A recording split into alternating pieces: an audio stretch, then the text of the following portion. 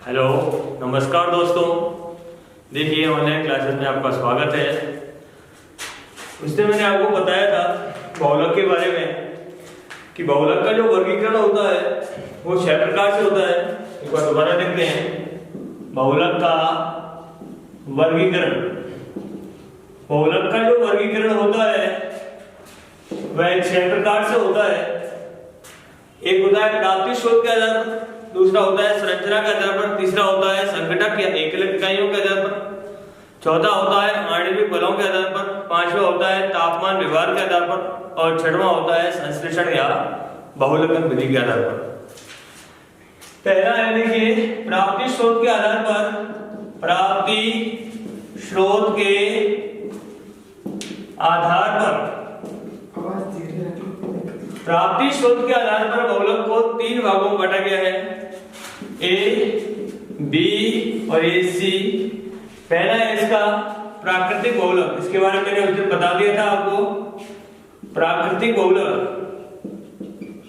एक ऐसा बहुलक जो कि प्रकृति यानी सजीव जगत, पेड़ पौधे आदि से प्राप्त होता है, प्राकृतिक बहुलक कहलाता है। जैसे सेलुलोज है, सेलुलोज, स्टार्च है, प्रोटीन है, विटामिन है, न्यूक्लिक अम्ल है, न्यूक्लिक अम्ल, डीएनए और आरएनए इत्यादि इसमें उदाहरण आते हैं। प्राकृतिक बहुलक के ये एग्जाम्पल हैं सभी। उसके बाद बात करते हैं अर्ध संश्लेषित बहुलक की। अर्ध संश्लेषित बहुलक एक ऐसा बहुलक जो कि प्रकृति से प्राप्त होता है लेकिन उसे रासायनिक अभिक्रियाओं के द्वारा संश्लेषित किया जाता है, वो कहलाता है अर्ध संश्लेषित बहुलक। अब इसके एग्जाम्पल कौन कौन से होते हैं उस दिन मैंने बताए थे आपको। पहला इसका जो एग्जाम्पल है वो सेलुलोज, सेलुलोज डाइएसिटेट, सेलुलोज डाइएसिटेट जिसे रेयॉन कहते हैं, रेयॉन, जिसे रेयॉन कहा जाता है, रेयॉन। दूसरा इसका एग्जाम्पल है cellulose nitrate, cellulose nitrate, cellulose nitrate जिसे हम गन कॉटन भी कहते हैं, गन कॉटन भी कहा जाता है इसको। तीसरा इसका एग्जाम्पल बताया था मैंने आपको लेदर, लेदर भी इसी में आता है, एक अर्ध संश्लेषित क्या है, पॉलीमर है। चौथा इसका जो एग्जाम्पल है वो है सेलोफेन, सेलोफेन। और लास्ट इसका जो एग्जाम्पल है वो है वल्कनीकृत रबर, वल्कनीकृत रबर यानी वल्केनाइज्ड रबर। अर्ध संश्लेषित बहुलक के ये सभी एग्जाम्पल हैं। एग्जाम्पल मोस्ट होते हैं, सेलुलोज डाइएसिटेट है, सेलुलोज नाइट्रेट है, लेदर है, सेलोफेन है, वल्कनीकृत रबर है।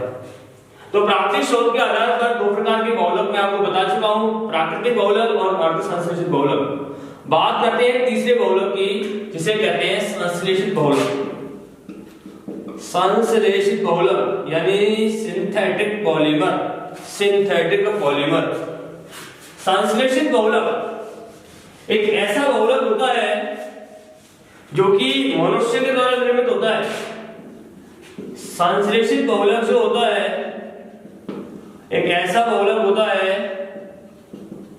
जो कि मनुष्य के द्वारा बनाया जाता है और इस प्रकार के बहुलक का निर्माण प्रयोगशालाओं या कारखानों में किया जाता है। इसे मानव निर्मित बहुलक भी कहा जाता है, इसे मानव निर्मित बहुलक भी कहा जाता है। देखिए इसके एग्जाम्पल के बारे में बताते हैं आपको। एग्जाम्पल कौन कौन से हैं इसके, जिससे पॉलीथीन है, एथीन से पॉलीथीन बनता है। दूसरा एग्जाम्पल है इसका पॉलीस्टाइरीन है, पॉलीस्टाइरीन, स्टाइरीन से पॉलीस्टाइरीन बनता है जिसे शॉर्ट में पीएस कहते हैं। तीसरा इसका एग्जाम्पल है पीटीएफई, पीटीएफई जिसे टेफ्लॉन कहा जाता है, टेफ्लॉन कहते हैं इसको, यानी पॉली टेट्राफ्लोरोएथीन। यानी टेट्राफ्लोरोएथीन का हम पॉलीमराइजेशन करते हैं तो प्राप्त होता है TTFE, जिसे कहते हैं टेफ्लॉन। चौथा इसका एग्जांपल है PAN यानी पान। पान का मतलब यहाँ पे पॉली एक्रिलोनाइट्राइल से, यानी जब एक्रिलोनाइट्राइल का हम पॉलीमराइजेशन करते हैं तो प्राप्त होता है पॉली एक्रिलोनाइट्राइल, जिसे हम ऑर्नोन भी कहते हैं, ऑर्नोन। और इसका एक नाम है इसे एक्रिलेन भी कहा जाता है। और भी इसके एग्जांपल हो सकते हैं, जैसे पॉलीप्रोपीन भी हो सकता है, पॉलीप्रोपीन, पॉलीप्रोपेन PP, शॉर्ट में PPP का मतलब पॉली और SP का मतलब प्रोपीन। और भी इसके एग्जांपल हो सकते हैं, जैसे बेकेलाइड है, फॉर्मेल्डिहाइड आदि इसके क्या है एग्जांपल है। तो यह है संश्लेषित बहुलक, क्योंकि एक ह्यूमन मेड मनुष्य के द्वारा निर्मित बहुलक होता है, और इसके एग्जांपल। अब बात करते हैं बहुलक का वर्गीकरण। तो 6 प्रकार से मैंने आपको बताया था, उसमें मैंने एक प्रकार से बता दिया है। दूसरा है संरचना के आधार पर बहुलक का वर्गीकरण।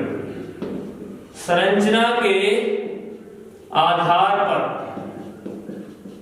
वर्गीकरण। संरचना के आधार पर बहुलक को 3 भागों में बांटा गया है। इसको भी 3 भागों में बांटा गया है। पहला इसका जो टाइप है वो है रेखीय बहुलक। रेखीय बहुलक यानी लाइनर पॉलीमर। दूसरा है इसका साक्षी श्रृंखला बहुलक, और तीसरा है तिर्यकबद्ध या जाल युक्त या क्रॉस बंधित या नेटवर्क पॉलीमर। बात करते हैं देखिए रेखीय बहुलक के बारे में। एक ऐसा बहुलक होता है जिसमें एकलक इकाइयां आपस में जुड़कर लंबी तथा दीर्घ श्रृंखला बनाती हैं। एकलक इकाइयां आपस में जुड़कर लंबी तथा दीर्घ श्रृंखला बनाती हैं। इस प्रकार से इसकी संरचना होती है। एकलक इकाइयां आपस में जुड़कर लंबी तथा दीर्घ श्रृंखला बनाती हैं, जिन्हें बहुलक श्रृंखला कहते हैं। ये एकलक इकाइयां होती हैं, आपस में जुड़कर एक लंबी तथा दीर्घ श्रृंखला बनाती हैं, जिन्हें बहुलक श्रृंखला कहते हैं। इन्हें बहुलक श्रृंखला कहा जाता है। और ये एकलक इकाइयां होती हैं। ये एकलक इकाइयां आपस में सुव्यवस्थित होकर एक सुसंकलित संरचना बनाती हैं, यानी कि ये एक दूसरे के ऊपर आसानी से ठीक प्रकार से सुव्यवस्थित हो जाती हैं। यानी कि इनका जो वॉल्यूम होता है, इनका जो आयतन होता है वो कम होता है। इनका जो वॉल्यूम होता है वो कम होता है। ये एक दूसरे के ऊपर ठीक प्रकार से व्यवस्थित हो जाती हैं। एक के ऊपर दूसरी इस प्रकार से तह बन जाती है, जिसके कारण इनका जो वॉल्यूम होता है वो कम हो जाता है। और इनकी डेंसिटी जो होती है, या इनका जो मेल्टिंग पॉइंट जो होता है, डेंसिटी जो होती है MP यानी मेल्टिंग पॉइंट जो होता है, और डेंटाइल जो स्ट्रेंथ होती है, डेंटाइल स्ट्रेंथ वो हाई हो जाती है। ये सभी अधिक हो जाते हैं। ये कहलाता है रेखीय बहुलक। दोबारा देखिए, इस प्रकार के बहुलक में एकलक इकाइयां आपस में जुड़कर दीर्घ तथा लंबी श्रृंखला बनाती हैं, जिन्हें बहुलक श्रृंखला कहते हैं। ये बहुलक श्रृंखला आपस में सुव्यवस्थित होकर एक सुसंकलित संरचना बनाती हैं, जिसके कारण इनका जो वॉल्यूम, इनका जो आयतन होता है वह कम हो जाता है, और इनका घनत्व, इनका गलनांक और इनकी त्वरण सामर्थ्य में क्या हो जाती है, वृद्धि हो जाती है। ये कहलाता है रेखीय बहुलक। इनके जो एग्जाम्पल हैं, इसके जो एग्जाम्पल हैं, इसके एग्जाम्पल होते हैं HDPE, HDPE। HDPE का मतलब है हाई डेंसिटी पॉलीथीन, उच्च घनत्व पॉलीथीन, जिसका घनत्व अधिक होता है। दूसरा एग्जांपल होता है इसका नायलॉन। नायलॉन भी एक रेखीय बहुलक होता है। तीसरा इसका एग्जांपल है पॉलिएस्टर। तीसरा एग्जांपल है इसका पॉलिएस्टर, भी एक रेखीय बहुलक है। और चौथा इसका एग्जांपल होता है पीवीसी यानी पॉलीविनाइल क्लोराइड। ये चार इसके क्या हैं, उदाहरण हैं, एग्जांपल इसके मोस्ट में। ये कहता है रेखीय बहुलक इसकी संरचना इस प्रकार से होती है। ये जो एक इकाइयां होती हैं लंबी और दीर्घ श्रृंखला बनाती हैं, जिन्हें हम कहते हैं बहुलक श्रृंखला। उसके बाद इसका संरचना के आधार पर पहला टाइप हो गया रेखीय बहुलक, दूसरा टाइप है इसका शाखित श्रृंखला बहुलक, शाखित श्रृंखला बहुलक। बी है शाखित श्रृंखला बहुलक, शाखित श्रृंखला बहुलक यानी ब्रांचेड चेन पॉलीमर। जैसा कि नाम से स्पष्ट है, देखिए इसमें क्या होता है, शाखित श्रृंखला बहुलक में इस प्रकार के बहुलक में एकलक इकाइयां आपस में जुड़कर दीर्घ तथा लंबी श्रृंखला बनाती हैं, जिन्हें हम मुख्य श्रृंखला कहते हैं।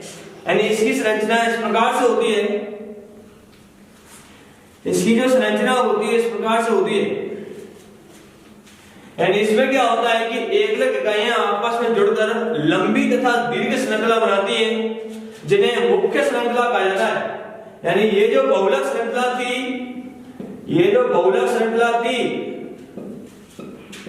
इसी को मुख्य श्रृंखला कहा जाता है, मुख्य श्रृंखला कहा जाता है। लेकिन इसमें क्या होता है, इस मुख्य श्रृंखला से विभिन्न लंबाई की पार्श्व श्रृंखलाएं निकली हुई होती हैं। इस प्रकार से विभिन्न लंबाई की पार्श्व श्रृंखलाएं निकली हुई होती हैं, इस प्रकार से देखिए। यानी कि ये मुख्य श्रृंखला है, इससे विभिन्न लंबाई की पार्श्व श्रृंखला निकली हुई होती हैं, यानी कि ये शाखित हो जाती है। क्या हो जाती है, शाखित। इसलिए इसका नाम है शाखित श्रृंखला बहुलक। और ये पार्श्व श्रृंखला निकली हुई होने के कारण ये मुख्य श्रृंखलाएं एक दूसरे के ऊपर ठीक प्रकार से व्यवस्थित नहीं हो पाती हैं। यानी इनका जो आयतन होता है उसमें वृद्धि हो जाती है, इनके वॉल्यूम में वृद्धि हो जाती है। वहां पे वॉल्यूम, इससे पहले जो बताया था रेखीय बहुलक में वॉल्यूम कम हो रहा था, यहाँ पे वॉल्यूम में क्या हो जाती है, वृद्धि हो जाती है। और इन दोनों के बीच में रिपल्सन होता है, जिसके कारण ये प्रतिकर्षण होने के कारण दूर दूर रहती हैं और इनके आयतन में क्या हो जाती है, वृद्धि हो जाती है। जिसके कारण इनकी जो डेंसिटी होती है, इनका जो मेल्टिंग पॉइंट होता है, या इनकी जो त्वरण सामर्थ्य डेंटाइल जो स्ट्रेंथ होती है उसमें कमी आ जाती है। यानी इनकी डेंसिटी जो होती है, इनका जो मेल्टिंग पॉइंट होता है और इनका जो डेंटाइल स्ट्रेंथ,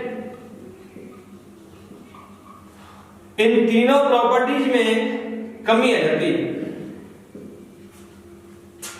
ये कहलाता है आपका शाखित श्रृंखला बहुलक। दोबारा देखिए, दोबारा सुनिए। इस प्रकार के बहुलक में एकलक इकाइयां आपस में जुड़कर सीधी तथा दीर्घ श्रृंखला बनाती हैं, जिसे हम बहुलक श्रृंखला या मुख्य श्रृंखला कहते हैं। इस मुख्य श्रृंखला से विभिन्न लंबाई की पार्श्व श्रृंखलाएं निकली हुई होती हैं, जिनकी कोई लंबाई फिक्स नहीं होती है। ये पार्श्व श्रृंखलाएं निकली हुई होने के कारण इसको शाखित श्रृंखला बहुलक कहा जाता है।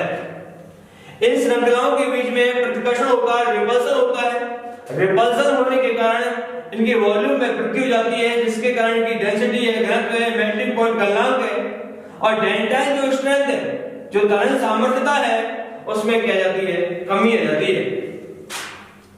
यह कहलाता है शाखित श्रृंखला बहुलक। अब इसके जो एग्जांपल हैं वो होते हैं इस प्रकार से। इसका जो पहला एग्जांपल है वो एलडीपी है, एलडीपी यानी लो डेंसिटी पॉलीथीन, निम्न घनत्व पॉलीथीन। एक ऐसी पॉलीथीन जिसका घनत्व कम होता है, इसको मैं आगे बताऊंगा। एचडीपी और एलडीपी जो होते हैं, दोनों में अंतर क्या होते हैं, इसको हम आगे बताएंगे। एचडीपी एक रेखीय बहुलक है, एक रेखीय बहुलक होता है, जबकि एलडीपी होता है एक शाखित श्रृंखला बहुलक। यानी सापेक्ष श्रृंखला का जो पहला एग्जांपल है वो है एलडीपी। दूसरा इसका जो एग्जांपल है वो है ग्लाइकोजन। दूसरा एग्जांपल है ग्लाइकोजन। ग्लाइकोजन भी एक सापेक्ष श्रृंखला बहुलक है। तीसरा एग्जांपल है इसका एमाइलोपेक्टिन। तीसरा एग्जांपल है एमाइलोपेक्टिन। एमाइलोपेक्टिन जो कि एक स्टार्च का ही एक अवयव है। स्टार्च में दो प्रकार के अवयव पाए जाते हैं, एक एमाइलोपेक्टिन होता है, एक एमाइलोज होता है। यानी कि ये तीन इसके एग्जांपल हैं सापेक्ष श्रृंखला बहुलक के। तीन एग्जांपल हो गए, एक एलडीपी हो गया लो डेंसिटी पॉलीथीन, दूसरा हो गया ग्लाइकोजन और तीसरा हो गया एमाइलोपेक्टिन यानी स्टार्च। ये इसकी क्या होती है, संरचना होती है। संरचना के आधार पर मैंने आपको दो प्रकार के बहुलक बता दिए हैं। पहला बताया था रेखीय बहुलक और दूसरा बताया है अभी सापेक्ष श्रृंखला बहुलक। इसका तीसरा प्रकार होता है क्रॉस बंधित। इसका तीसरा प्रकार है क्रॉस बंधित या तृतीयबद्ध या जाल युक्त या नेटवर्क पॉलीमर। तीसरा टाइप है संरचना के आधार पर। देखिए तृतीयबद्ध ऑब्लिक, इसे क्रॉस बंधित भी कहते हैं, क्रॉस बंधित ऑब्लिक, इसे जाल युक्त भी कहते हैं, जाल युक्त। और इसका एक नाम हो रहा है इसे नेटवर्क पॉलीमर भी कहा जाता है। देखिए इस प्रकार के बहुलक में क्या होता है, जो बहुलक श्रृंखलाएं होती हैं उनके बीच में त्रिक बंध पाए जाते हैं, यानी उनके बीच में बॉन्ड बन जाते हैं जो कि कोवलेंट बॉन्ड होते हैं। और कोवलेंट बॉन्ड बन जाने के कारण यह बहुलक जो होता है कठोर, दृढ़ तथा भंगुर ब्रिटल प्रकृति का होता है और किसी भी कार्बनिक विलायक में विलीन नहीं होता है तथा विलायक को भी यह सोख लेता है। दोबारा सुनिए, तृतीयबद्ध, इस प्रकार के बहुलक में जो बहुलक श्रृंखलाएं होती हैं इस प्रकार से इसकी संरचना होती है, इस प्रकार से इसकी संरचना है। जो बहुलक श्रृंखलाएं होती हैं उनके बीच में तृतीयबद्ध यानी बॉन्ड बन जाते हैं। इस प्रकार से बॉन्डों का निर्माण हो जाता है। ये जो बॉन्ड होते हैं ये तृतीयक बॉन्ड कहलाते हैं, इसलिए इसे तृतीयबद्ध कहा जाता है। और ये बॉन्ड जो होते हैं कोवलेंट बॉन्ड होते हैं, कोवलेंट बॉन्ड होते हैं यानी सहसंयोजी बंध होते हैं। और इस प्रकार के बॉन्ड बन जाने के कारण एक जालनुमा संरचना बन जाती है, जिसके कारण यह बहुलक जो होता है यह कठोर हो जाता है तथा यह दृढ़ होता है और यह भंगुर प्रकृति का हो जाता है। भंगुर का मतलब होता है, इसे इंग्लिश में ब्रिटल कहते हैं। भंगुर का मतलब होता है टुकड़ा में टूटना। इसे कहते हैं तृतीयबद्ध या क्रॉस बंधित या जाल युक्त बहुलक। एक जालनुमा संरचना आपको दिखाई दे रही है यहाँ पे, और ये बॉन्ड होते हैं जो कि कोवलेंट बॉन्ड यानी कि सहसंयोजी बॉन्ड कहलाते हैं। और ये जो बहुलक होता है किसी भी विलायक में विलीन नहीं हो पाता है और विलायक पदार्थ को सोख लेता है। इसके जो एग्जाम्पल हैं मोस्ट है, इसको जो एग्जाम्पल है, पहला जो एग्जाम्पल है इसका वो है bakelite plastic. Bakelite plastic, bakelite plastic जो होती है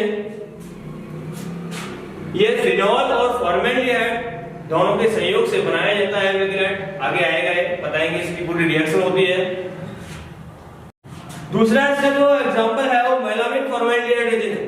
मेलामिन फॉर्मेल्डिहाइड, मेलामिन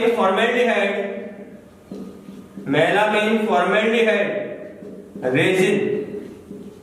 और तीसरा इसका जो एग्जाम्पल है वह होता है यूरिया फॉर्मेल्डिहाइड रेजिन। ये तीन इसके एग्जाम्पल हैं। इन एग्जाम्पल के बारे में इनकी जो केमिकल रिएक्शन है कैसे बनाए जाते हैं, इसमें एकलक इकाई कौन कौन सी होती हैं, इन सभी के बारे में आगे बताया जाएगा। फिलहाल के लिए 3 एग्जांपल भी आप नोट कर लेना। ये तीनों एग्जांपल ही मोस्ट हैं और जो बहुलक होते हैं इनके एग्जांपल ही अधिकतर पूछे जाते हैं और कई बार पूछे भी गए। इस प्रकार ये क्रॉस बंधित या जाल युक्त एक नेटवर्क पॉलीमर होता है जिसके बारे में मैंने आपको बताया। इस प्रकार संरचना के आधार पर मैंने आपको बहुलकों के तीनों प्रकार बता दिए हैं। एक बार दोबारा से मैं रफली बताने का प्रयास करता हूं। संरचना के आधार पर बहुलक 3 प्रकार के होते हैं। संरचना के आधार पर बहुलक 3 प्रकार के होते हैं। एक होता है रेखीय बहुलक, दूसरा होता है शाखित श्रृंखला बहुलक और तीसरा होता है त्रिरेखबद्ध या जाल युक्त बहुलक, जिसे नेटवर्क पॉलीमर या क्रॉस बंधित पॉलीमर भी कहा जाता है। ये रेखीय बहुलक के बारे में, शाखित श्रृंखला के बारे में, त्रिरेखबद्ध के बारे में बता दिया है आपको। रेखीय बहुलक के जो एग्जांपल है HDP है, नायलॉन है, पॉलिएस्टर है। इसका जो एग्जांपल है LDPE है और ग्लाइकोजन एमाइलोपेक्टिन है। इसका जो एग्जांपल मैंने अभी आपको बताया है ये बेकेलाइट प्लास्टिक होता है, बेकेलाइट प्लास्टिक इसी में आती है। यूरिया फॉर्मेल्डिहाइड एजेंट इसी में आता है और मेलामिन फॉर्मेल्डिहाइड एजेंट इसी में आता है। अब देखिए आगे चलते हैं, मैं बता दिया आपको। बहुलक के वर्गीकरण के तीसरे टाइप के बारे में बात करते हैं। पहला हो गया प्राप्ति स्रोत के आधार पर, दूसरा हो गया संरचना के आधार पर, तीसरा टाइप है संगठन या एकलक इकाइयों के आधार पर। एकलक इकाइयों के आधार पर बहुलक का वर्गीकरण। संगठक या एकलक इकाइयों के आधार पर बहुलक को 2 भागों में बांटा गया है। पहला होता है इसमें समबहुलक, समबहुलक जिसे कहते हैं होमोपॉलीमर, होमोपॉलीमर। और दूसरा होता है इसमें विषम बहुलक, विषम बहुलक या इसको सहबहुलक भी कहते हैं, सहबहुलक जिसे कहते हैं हेट्रो या इसको हम कोपॉलीमर कह सकते हैं, कोपॉलीमर। यानी संगठक या एकलक इकाइयों के आधार पर बहुलक 2 प्रकार का होता है। एक होता है होमोपॉलीमर और दूसरा होता है हेट्रोपॉलीमर या कोपॉलीमर। तो देखिए पहली बात करेंगे हम, पहले इसको समझेंगे समबहुलक क्या होता है। पहला देखिए समबहुलक, जैसा कि नाम से स्पष्ट है, होमो का मतलब समान से होता है। एक ऐसा बहुलक जिसमें प्रयुक्त होने वाली एकलक इकाइयां समान प्रकार की होती हैं वो कहलाता है समबहुलक। जैसे देखिए इसमें एकलक इकाइयां समान प्रकार की होती हैं, समान प्रकार की एकलक इकाइयां होती हैं। इसमें समान प्रकार की एकलक इकाइयां भाग लेती हैं इसमें।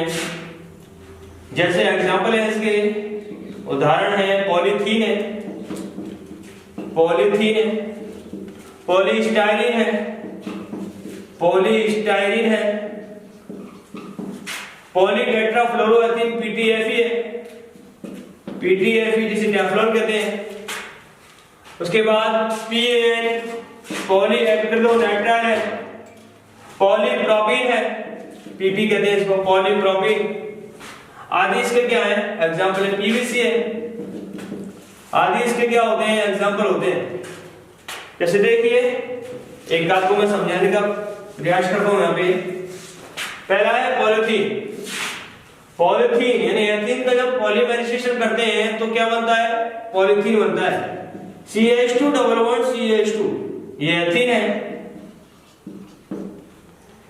एथीन के एन का ही हम प्रयोग कर रहे हैं, इसका हम पॉलीमराइजेशन कर रहे हैं, इसको अपन गर्म कर रहे हैं, पॉलीमराइजेशन कर रहे हैं इसका, तो प्राप्त होगा। मैंने आपको बताया था, पहले बता दिया है, जिसको हम हीट देते हैं, गर्म करते हैं, तो इसका एक पाई बॉन्ड होता है वो ब्रेक होता है। ये आधा पाई बॉन्ड यहाँ लग जाता है, आधा यहाँ पे लग जाता है, प्राप्त होता है CH2 single bond CH2, half bond यहाँ, हाफ बॉन्ड यहाँ का होल क्या हो गया N, यहाँ पे लगा दिया अपने N। ये एथीन है। एथी से क्या बन गया, पॉलीथीन। यानी कि इसको सम क्यों करें, सम का मतलब है इसमें समान प्रकार की एकल इकाइयां होती हैं। अब n का मतलब है बहुलकीकरण की मात्रा। n की वैल्यू आप कुछ भी मतलब 1 से लेकर अनंत तक कुछ भी हो सकती है। तो n का मान एक बार मान के चलते हैं, n की वैल्यू 5 लेते हैं तो यहाँ पे 5 आएगा। तो समान प्रकार की कितनी इकाई होगी, 5 होगी। तो इसका मतलब समबहुलक का मतलब यही है कि इसमें समान प्रकार की एकल इकाइयां भाग लेती हैं और अपने को एक पॉलीमर की क्या होती है, प्राप्ति होती है। जैसे दूसरा एग्जांपल देखिए, CH2 double bond CH single bond Cl, ये वाइनिल क्लोराइड है। वाइनिल क्लोराइड, ये वाइनिल क्लोराइड है जिसकी मैं n इकाइयां काम ले रहा हूं। अब इसको अपन जिसे शॉर्ट में Vc कहते हैं, वाइनिल क्लोराइड का मतलब है Vc। इसका हम पॉलीमेराइजेशन करते हैं, यानी इसको हम गर्म करते हैं तो एक पाई बॉन्ड टूटता है और टूटने के पश्चात हाफ बॉन्ड यहाँ पर और हाफ बॉन्ड यहाँ पर लग जाता है। तो प्राप्त होता है CH2 single bond CS single bond Cl और हाफ बॉन्ड यहाँ, हाफ बॉन्ड यहाँ और यहाँ पे क्या लगा दिया अपने N। तो ये तो हो गया वाइनिल क्लोराइड और ये क्या हो गया, पॉलीवाइनिल क्लोराइड। तो ये दो एग्जांपल जो मैंने आपको बताए हैं ये समबहुलक से आते हैं।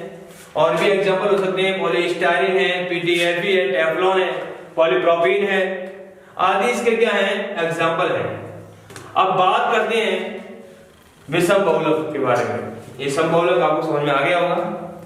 उसके बाद बात करते हैं इसका जो दूसरा टाइप है संघटक या एकलक इकाइयों के आधार पर, वो है विषमबहुलक। दूसरा है विषम या सहबहुलक, जिसे कहते हैं हेटेरो एंड कोपॉलीमर।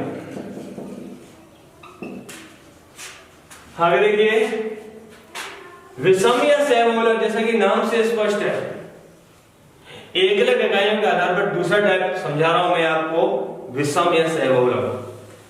इस प्रकार के बहुलक में प्रयुक्त होने वाली एकलक इकाइयां समान नहीं होती हैं, असमान होती हैं, अलग अलग प्रकार की होती हैं।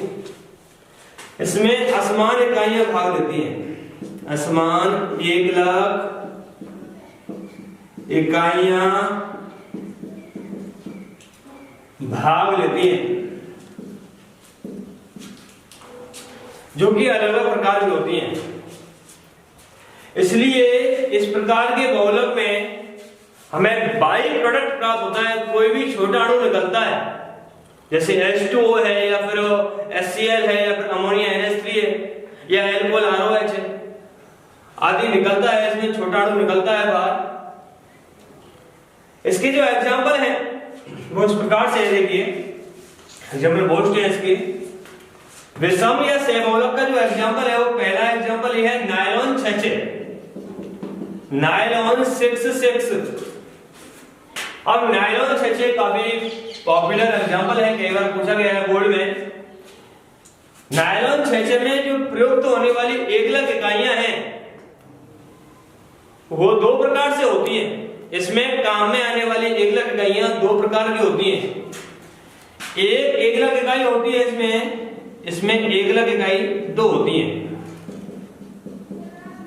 पहली एकलक इकाई होती है हेक्सामेथिलीन डाइएमीन, हेक्सामेथिलीन डाइएमीन। और दूसरी इसमें एकलक इकाई होती है टेट्रामेथिलीन डाइकार्बोक्सिलिक अम्ल, डाइकार्बोक्सिलिक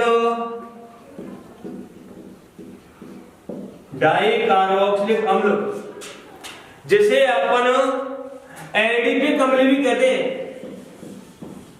एडिपिक अम्ल नायलॉन 6 में प्रयुक्त होने वाली एकलक इकाई दो प्रकार की होती है। पहली है हेक्सामेथिलीन डाइएमीन और दूसरी है टेट्रामेथिलीन डाइकार्बोक्सिलिक अम्ल, जिसे हम एडिपिक अम्ल भी कहते हैं। मोस्ट क्वेश्चन है ये, कई बार आ चुका है बोर्ड में।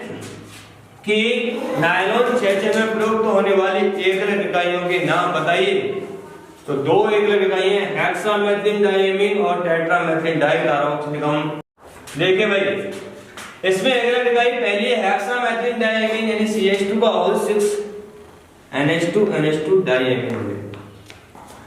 आगे देखिए दूसरी एकलक इकाई है अपने पास टेट्रामेथिल डाइकार्बोक्सिलिक अम्ल यानी जिसे हम कहते हैं एडिपिक अम्ल।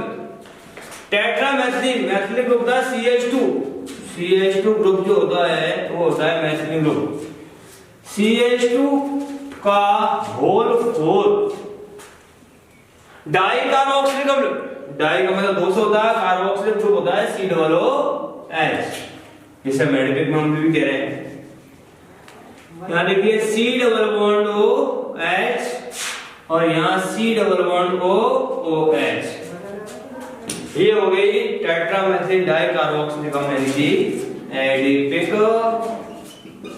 अम्ल, और ये हेक्सामेथिल डाइएमीन। इसकी एन इकाई काम में ले रहा हूं यहाँ पे, और यहाँ पे भी इसकी एन इकाई काम में ले रहा हूं। अब होता क्या देखिए, इसको विषम बहुलक क्यों कह रहे हैं या सहबहुलक क्यों कह रहे हैं? क्योंकि इसमें एक एकलक इकाई होगी हेक्सामेथिल डाइएमीन और दूसरी एकलक इकाई होगी टेट्रामेथिल डाइकार्बोक्सिलिक अम्ल या फिर एडिपिक अम्ल। दोनों इकाई अलग-अलग प्रकार की होंगी। अब देखिए इसमें क्या होता है कि इसमें एक छोटा अणु निष्कासित होता है, जिसे यहां से गया OH और यहां से गया H, तो दोनों मिलके हो गए क्या H2O, यानी कि इसमें लेस हो गया NH2O, एक जलकर मॉलिक्यूल क्या हो गया बाहर हो गया। अब N जो है वह किससे जुड़ेगा? C से। इसी प्रकार ये हेक्सामेथिल डाइएमीन है, इसके साइड में हम दूसरी एकलक इकाई जोड़ेंगे तो जुड़ेगी एडिपिक अम्ल यानी टेट्रामेथिल डाइकार्बोक्सिलिक अम्ल। जब जोड़ते हैं तो यहां से क्या निकल जाता है H। इसी प्रकार टेट्रामेथिल डाइकार्बोक्सिलिक अम्ल या एडिपिक अम्ल, इसके साइड में दूसरी एकलक इकाई जोड़ेंगे, इसकी अपोजिट ही जोड़नी होगी, वो कौन सी होगी? हेक्सामेथिल डाइएमीन, तो यहां से क्या निकल जाएगा OH। तो प्राप्त होता है इसमें NH, यहां valency free, single bond CH2 का होल 6 NH, N जुड़ेगा C+O से। इस प्रकार CH2 का होल 4 और ये C+O और वैलेंसी फ्री का होल क्या हो गया N। ये है आपकी नायलॉन 6, ये नायलॉन 6 है। अब इसको नायलॉन 6 क्यों कह रहे हैं? क्योंकि जो पहली एकलक इकाई थी हेक्सामेथिल डाइएमीन, इसमें प्रयुक्त होने वाले कार्बन परमाणुओं की जो संख्या है वह कितनी है? 6। इसी प्रकार दूसरी एकलक इकाई जो है वह टेट्रामेथिल डाइकार्बोक्सिलिक अम्ल या एडिपिक अम्ल है, इसमें भी प्रयुक्त होने वाले कार्बन परमाणुओं की जो संख्या है वह देखिए 6 ही है। C यहाँ पे 4 है, ये 5वां हीरा कार्बन और 6वां हीरा, इसलिए इसको कहते हैं हम नायलॉन 6, यानी इसमें प्रयुक्त होने वाली दोनों एकलक इकाइयों में कार्बन परमाणुओं की संख्या समान होती है, 6 और 6 होती है। इस प्रकार ये नायलॉन 6 है। ये क्वेश्चन कई बार पूछा गया बोर्ड में कि नायलॉन 6 में प्रयुक्त होने वाली एकलक इकाइयों के नाम बताइए। ये दोनों एकलक इकाइयां आपको लिख के आनी है और इनकी संरचना भी आपको बना के आनी है। इस प्रकार ये नायलॉन 6 यानी विषम बहुलक है, सहबहुलक मैंने बता दिया है। इसके 1-2 एग्जांपल में नेक्स्ट कल वीडियो में बताऊंगा। आज के लिए इतना ही बहुत है। ठीक, ओके, धन्यवाद।